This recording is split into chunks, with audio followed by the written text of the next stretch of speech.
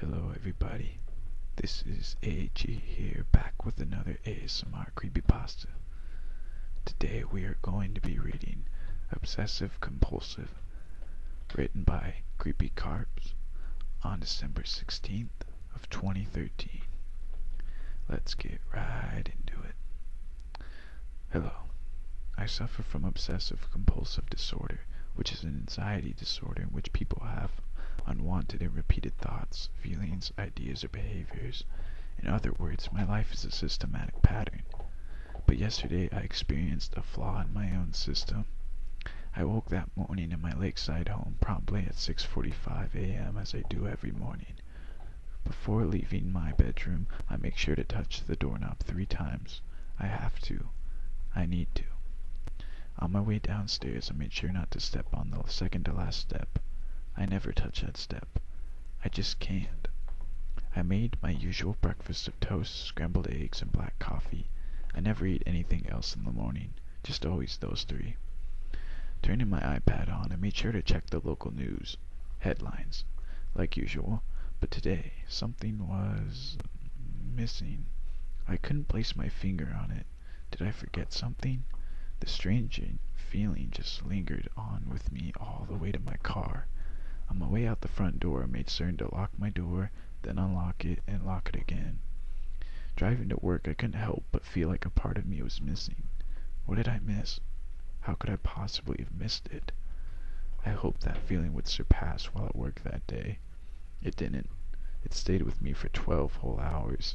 I left the office around 6:45 p.m. to head back home. About 25 minutes into my commute, I stopped for the red traffic light at the intersection of Marbury and Westway.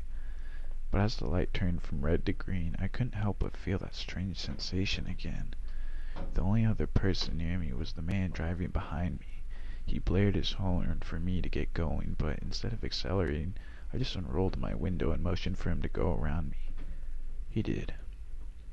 I dreadfully sat there in my car, still stopped at the intersection. Something is seriously wrong. What am I missing here? I made sure to touch everything in my car, hoping that would spark my memory. I touched the dashboard, the leather seats, the emergency brake, and even the roof. It did nothing for me. My hands began to tremble as I slowly drove away.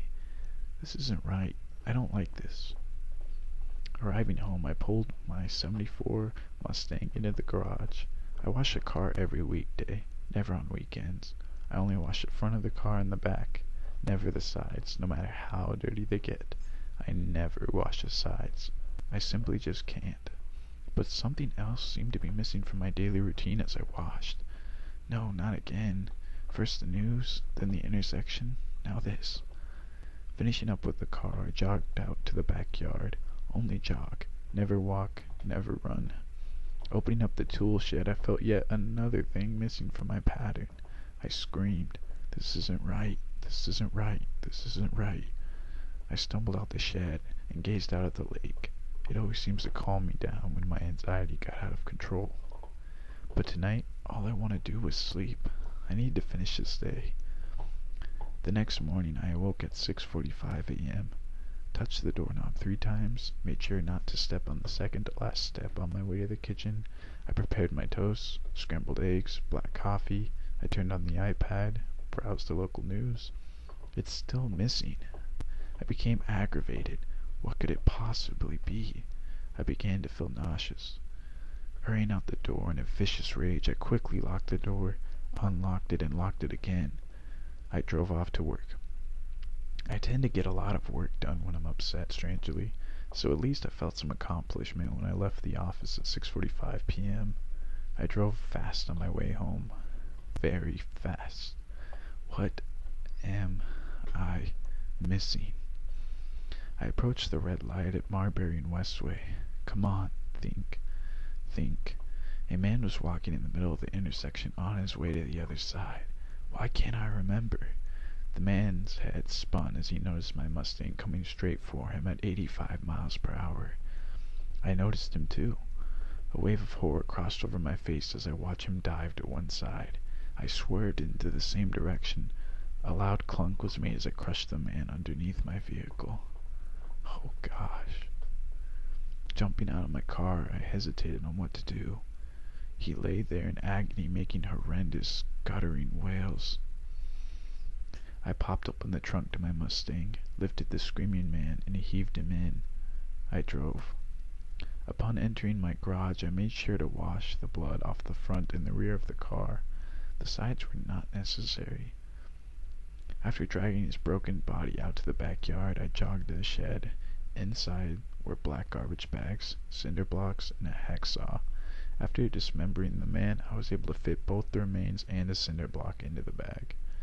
Dragging him into the lake was all there was left to do.